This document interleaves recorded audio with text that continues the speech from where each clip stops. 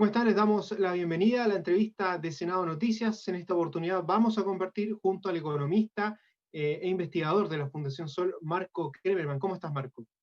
Hola Julio, muy bien, muchas gracias. Marco, bueno, comenzar con esta entrevista preguntándote por este segundo retiro del 10%. El primero tuvo un alcance masivo. Eh, ¿Qué esperarías de este segundo? Si bien tiene mucho que ver con la cantidad de gente que haya recibido o no ayuda, o se haya podido reincorporar, por ejemplo, a su trabajo, ¿qué esperas de este segundo retiro que se acaba de aprobar y que estaría listo para promulgación? Lo primero, decir que es importante no normalizar lo que ha pasado a partir del primer retiro y este segundo retiro. Esto es un fracaso del sistema político. No es posible que en una crisis de la envergadura que estamos viviendo a nivel mundial y en particular en Chile, con una crisis económica muy profunda, con altos niveles de desempleo totales, parciales y potenciales, que los trabajadores y trabajadoras, los hogares en general, tengan que recurrir a sus ahorros para financiar y para paliar gastos básicos que no están pudiendo cubrir porque no tienen ingresos o han reducido sus ingresos de manera importante. Por tanto, nadie puede celebrar este retiro. En segundo lugar, la magnitud del primer retiro se ha cifrado en torno a los 18.000 millones de dólares aproximadamente. Todavía hay algunas personas que podrían solicitar el primer retiro porque había un plazo de 365 días desde que es ley. Y se estima que el impacto del segundo retiro, si bien puede ser un poquito más acotado, porque hay 2 millones de afiliados y afiliadas que quedaron sin fondos con el primer retiro. Es importante constatar, eso sí, que la mitad de ellos tenía menos de 30 años, ¿no? Eran personas que,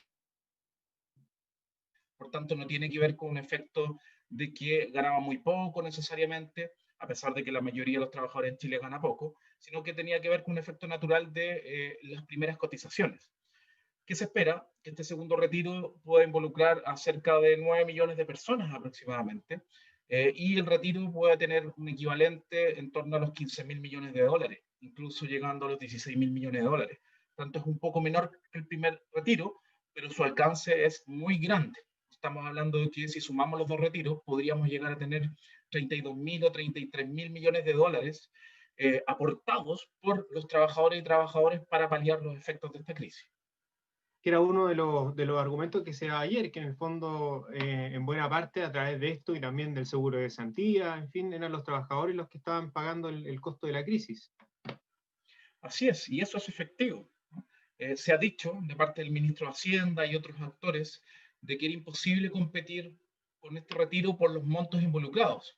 Vale decir, a pesar de que se ha estimado que se han perdido cerca de 7.000 millones de dólares, los hogares han perdido 7.000 millones de dólares por esta crisis, y por tanto no existe relación si sumamos los dos retiros, cuando este comienza a hacerse efectivo, con más de 30.000 millones de dólares, ¿qué estarían cubriendo si los hogares perdieron 7.000?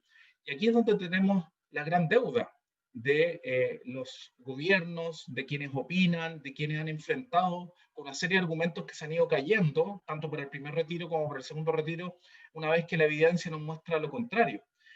El problema no es solo la crisis que estamos viviendo, que ha significado, ¿cierto?, que ha caído el Producto Interno Bruto, que ha generado desempleo, que los hogares están aún más apretados, sino que el problema es qué pasaba antes de la pandemia, e incluso antes de la revuelta social del 18 de octubre, donde los hogares traían una mochila de endeudamiento gigantesca.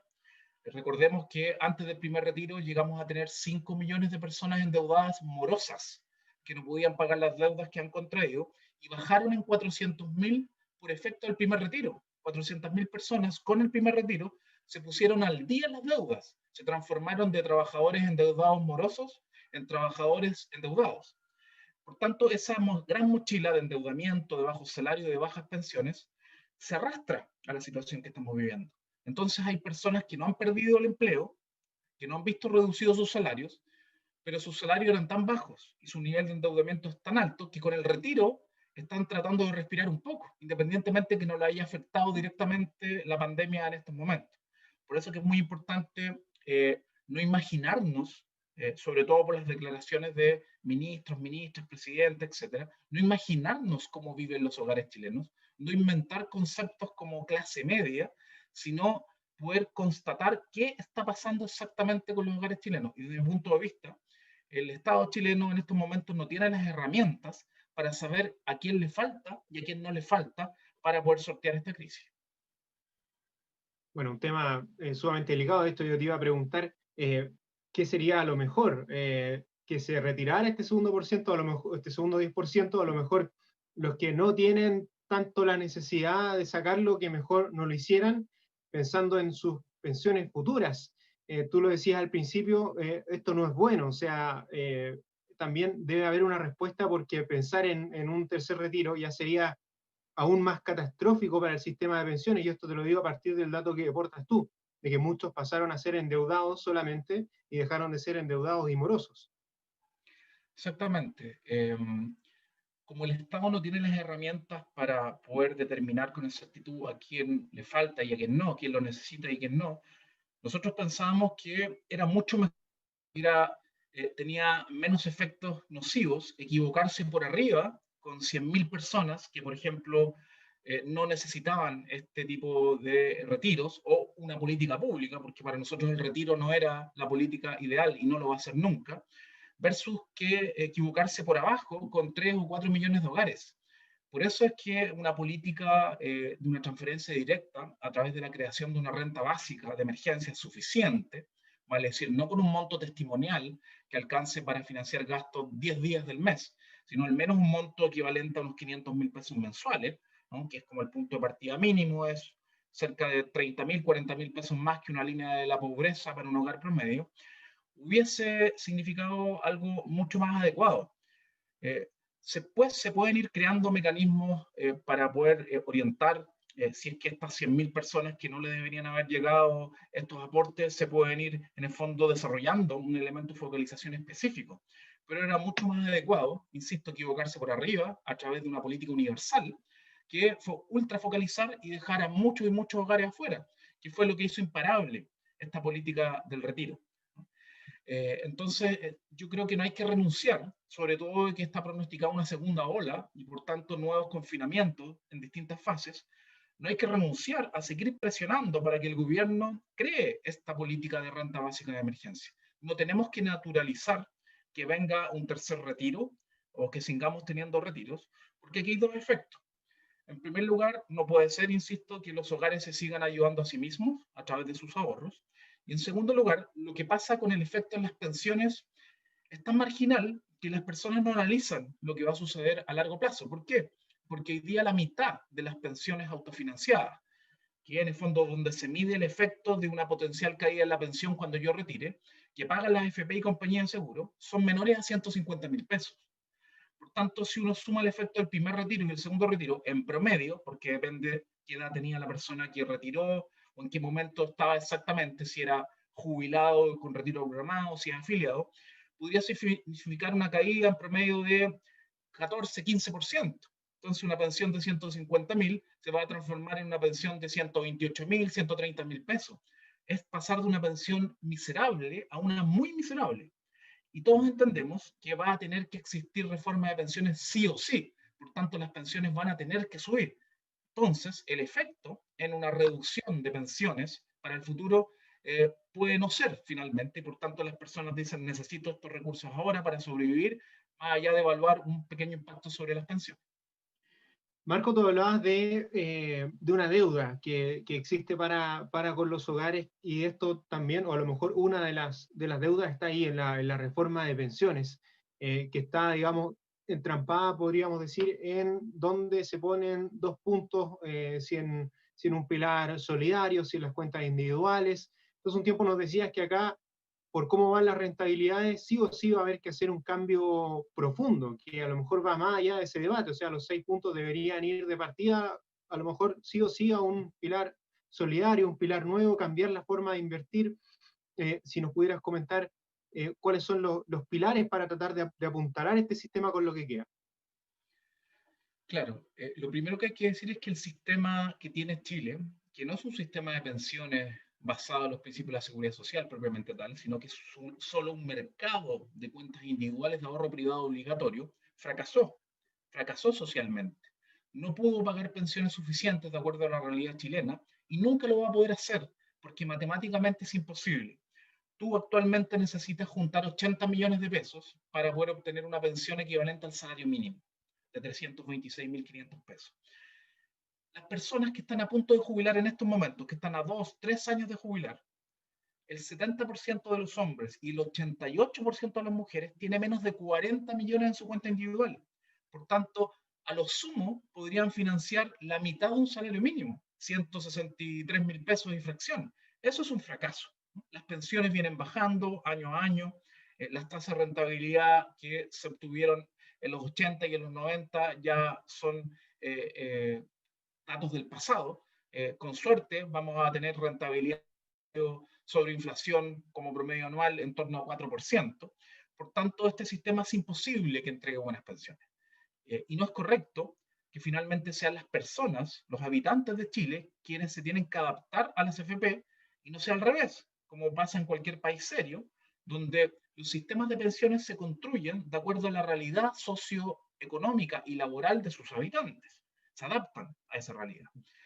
Lo que se está discutiendo actualmente es una reforma de pensiones, una voltereta ideológica importante de parte del gobierno, tal como en el segundo retiro, donde el gobierno se negaba y finalmente terminó incorporando un proyecto de ley del propio gobierno para apoyar el segundo retiro, a pesar de que se había negado permanentemente. Lo mismo sucedió con el proyecto de gobierno. Hace un año atrás, un año y medio atrás, nos decía que era imposible incorporar cualquier elemento de solidaridad vía cotizaciones, porque era un impuesto al trabajo, porque iba a generar problemas a futuro, pero después de la revuelta social tuvo que hacerlo de manera obligatoria. Incorporó en su propuesta, hasta donde estamos en estos momentos, casi 2 años de tramitación, incorporó 3 puntos de la cotización adicional, que son 6 puntos, a reparto, a solidaridad, cuando nos decía que eso era el caos. ¿Por qué? Porque esa es la única manera de mejorar las pensiones actuales. Lamentablemente, la propuesta del gobierno logra mejorar para un grupo las pensiones actuales, pero en montos pequeños.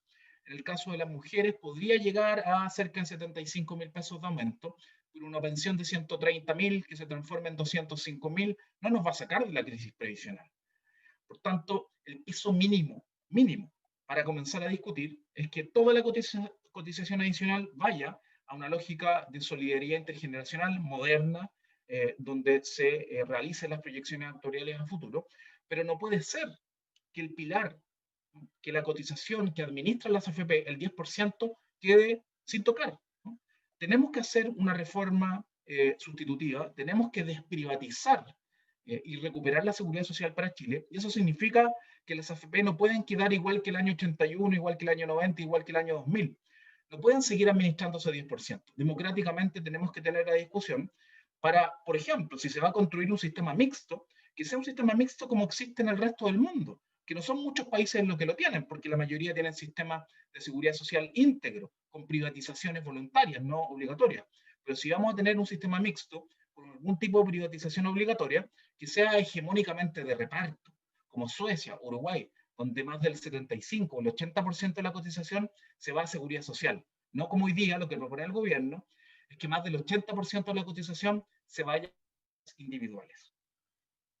Marco, hay otro tema que es cómo se invierte también, a lo mejor nuevas estrategias de inversión que sean más seguras, porque la gente también dice, bueno, en un rato, en unos meses, perdí tanto porcentaje de mis fondos y muchos incluso lo han sacado a lo mejor no para paliar la crisis, sino que para invertirlos de otra forma.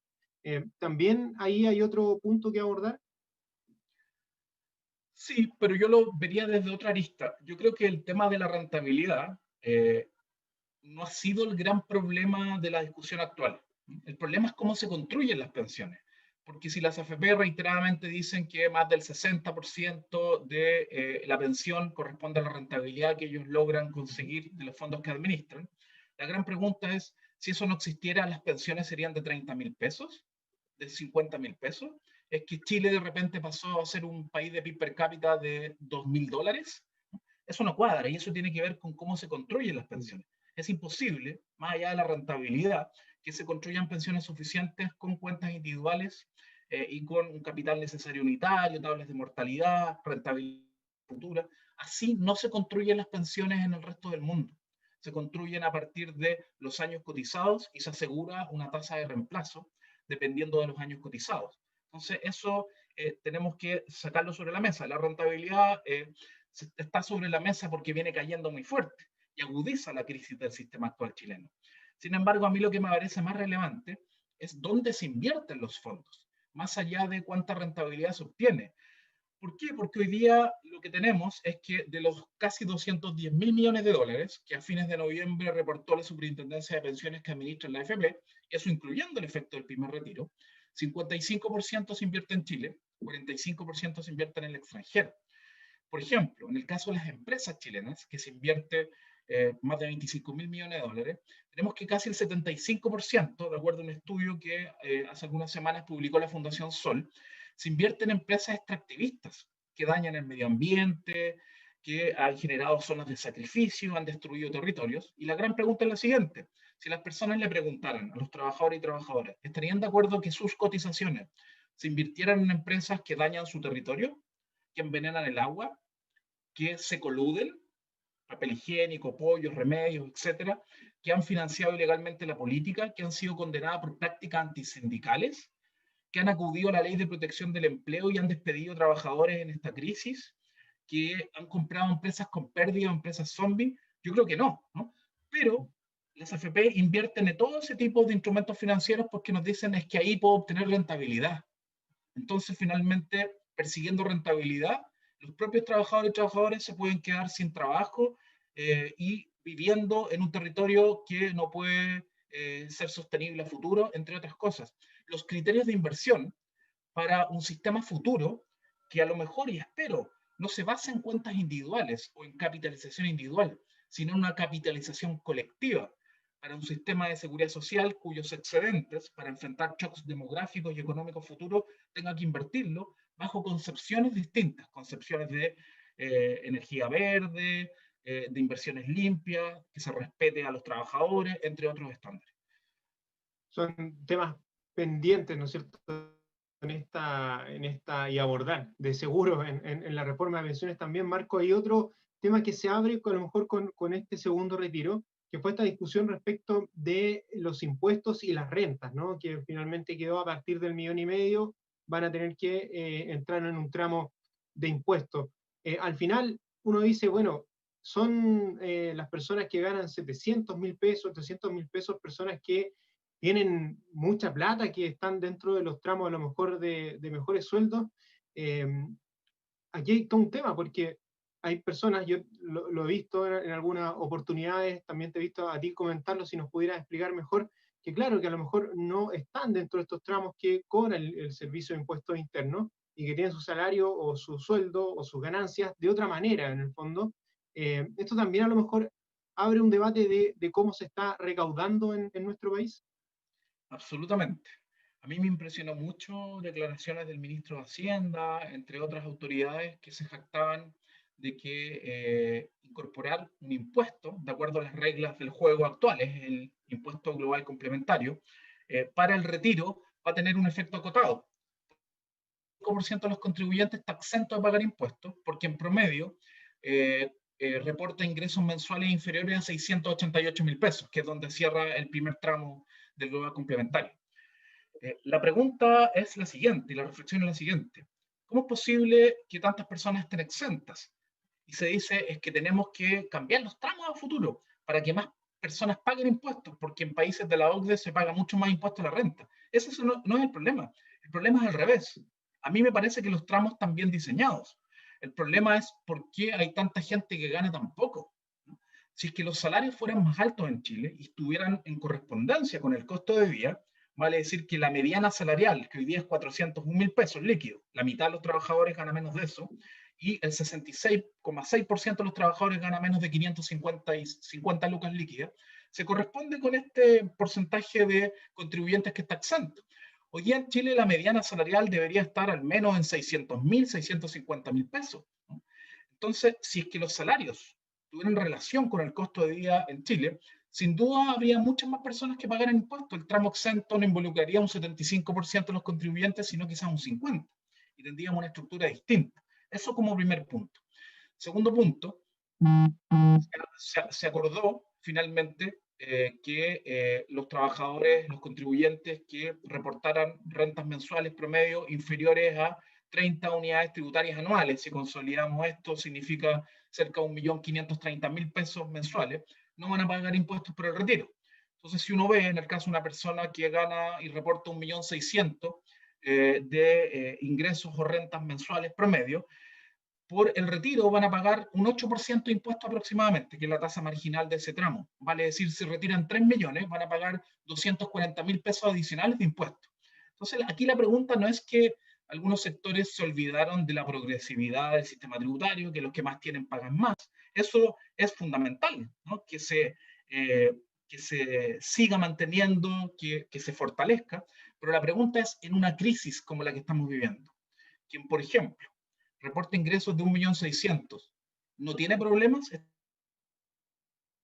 ¿Qué pasa si otra persona en el hogar perdió rentas, no tiene los ingresos informales que generaba, se tiene que ayudar a otros hogares? Por eso es que la discusión, particularmente en una crisis, tiene que ser distinta. No puede aplicarse el global complementario como si estuviéramos en año normal. Eso es todo en esa discusión. Y finalmente, con respecto al sistema tributario del futuro, tenemos 4 deudas fundamentales. Chile recauda muy poco. Llevamos cerca de 15 años recaudando 20% del Producto Interno Bruto, entre 20 y 21%. A la altura del PIB per cápita que tiene Chile, deberíamos estar más cerca del 30% de recaudación que del 20%. Entonces la gran pregunta es por qué el porcentaje de recaudación que nos permitiría tener mejor educación pública, salud, pensiones, entre otras cosas. Segundo punto, no solo recaudamos mal. La principal fuente de recaudación son los impuestos indirectos, como el IVA, que afectan proporcionalmente mucho más a los hogares o a los sectores medios y vulnerables que no tienen capacidad de ahorro. Todo lo gastan en bienes y servicios gravados con un 19%.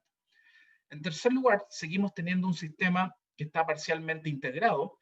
A pesar de una reforma que se hizo en el segundo gobierno de Bachelet, hoy día el 65% de los impuestos que pagan las empresas por sus utilidades sirven como crédito para los impuestos que pagan los dueños de esas empresas como personas naturales. Y finalmente, tenemos un problema importante en la progresividad del sistema a nivel general. No tenemos un real royalty a los bienes comunes naturales, lo que tenemos un impuesto específico a la actividad minera que recauda en promedio 0,12% del PIB. Es marginal, ¿no?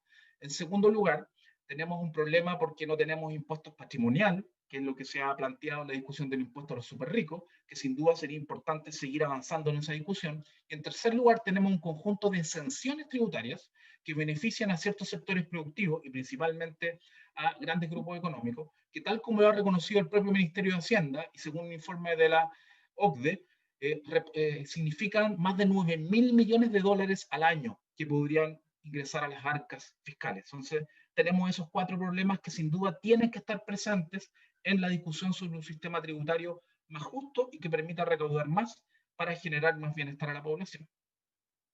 Bueno, Marco, esto que nos cuentas también parece ser un reflejo de la desigualdad, ¿no? Que tanto reclama la gente que también se expresa en este sistema tributario. Marco, queremos agradecerte por todos estos datos, esta información que nos has entregado a partir de un debate de un segundo retiro del 10%. Estuvimos conversando qué va a pasar o qué está pasando con las pensiones, la necesidad urgente de avanzar en una reforma y también los otros debates que se van abriendo a partir de este segundo retiro, a partir de lo ocurrido en el Parlamento durante esta última semana. Así que te agradecemos, Marco Kremerman, por esta entrevista. Muchas gracias a ustedes, que estén muy bien.